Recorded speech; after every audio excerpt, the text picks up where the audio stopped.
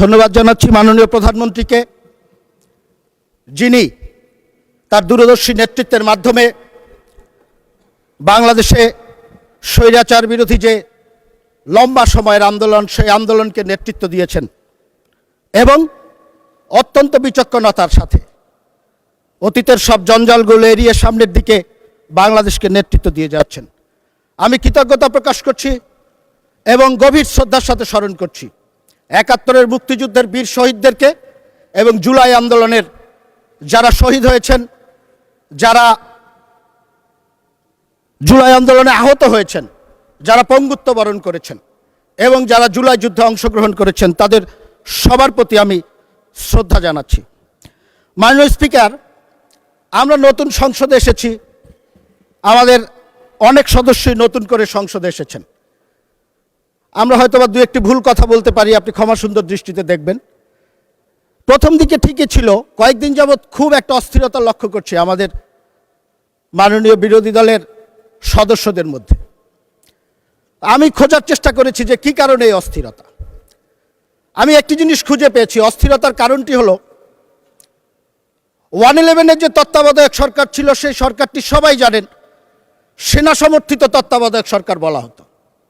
আর গত 18 মাস যে সরকারটি ছিল, সেই সরকারটিকে কিন্তু এই যে আমাদের আজকের যারা বিরোধী দলীয় নেতৃবৃন্দ আছে, সেই জামাত ইসলাম এবং এনসিপি সমর্থিত সরকার হিসাবে সবাই সেই সরকারটিকে অবহিত করেছে। আজকে মাননীয় স্পিকার, আমি আপনার প্রোটেকশন চাচ্ছি। আজকে কথা বলতে দিতে হবে। মাননীয় স্পিকার, কথা বলতে দিতে হবে। মাননীয় স্পিকার, গত 18 মাস যে আরামে ছিলেন, সেই আরাম এখন আর হচ্ছে না। এই কারণে আমাদের অনেক সমস্যা হয়ে যাচ্ছে মাননীয় স্পিকার। কারণ আমি প্রমাণ দিয়ে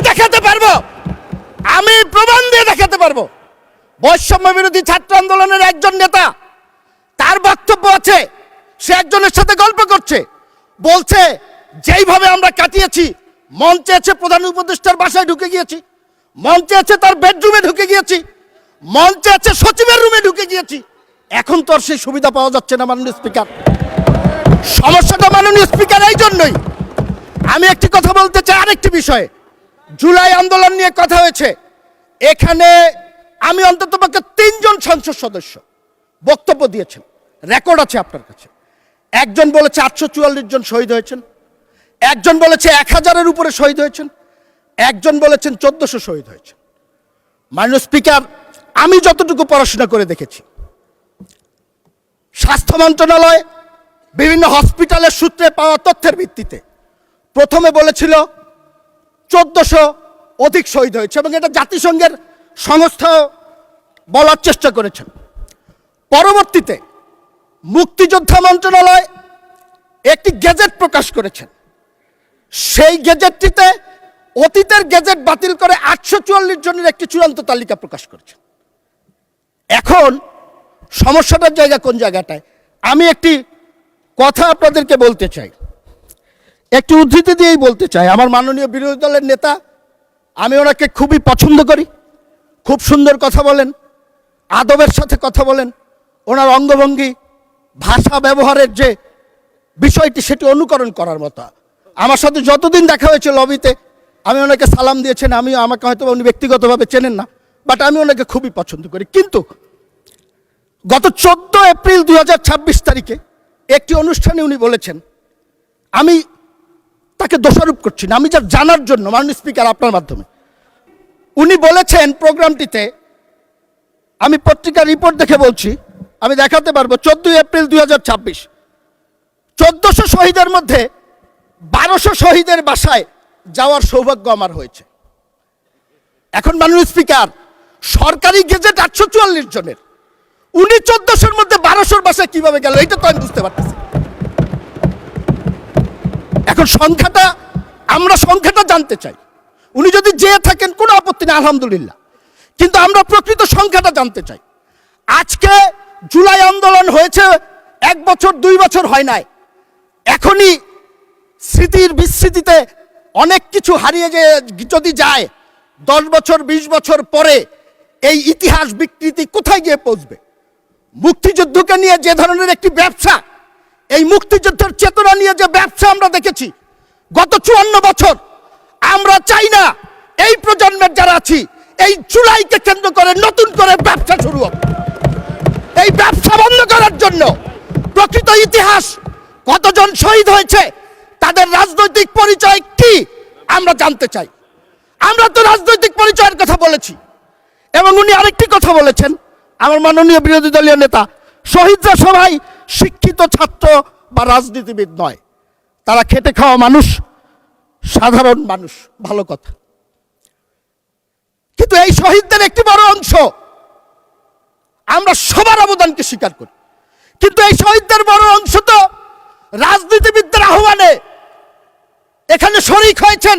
এই নেতৃত্বের অধীনে এই সংগ্রামে যারা শরিক হয়েছেন তাদের অস্তিত্বকে যদি আপনারা অস্বীকার করেন, তাহলে শহীদদের উপরে এবং যারা আহত হয়েছেন তাদের উপরে আমার মনে হয় একটু অবিচার হয়ে যাবে। সর্বশেষ 2 মিনিটে একটি কথা বলবো মাননীয় স্পিকার, সেটি হলো বাক স্বাধীনতা কিংবা মত প্রকাশের স্বাধীনতা সবার আছে। এটার জন্যই তো আমরা লড়াই করেছিলাম, জীবন দিয়েছিলাম। সৌভাগ্যক্রমে গত 17 বছর প্রত্যেকটি লড়াইয়ের অগ্র সৈনিক হিসাবে আমরা কিন্তু ছিলাম মাননীয় স্পিকার। আজকে বিরোধী দলের টেবিলে যারা বসে আছেন, এখানে সাধারণ সম্পাদক সাহেব নেই, অনেকের সাথেই এক বিছানায় ঘুমানোর সৌভাগ্য হয়েছে জেলখানায়।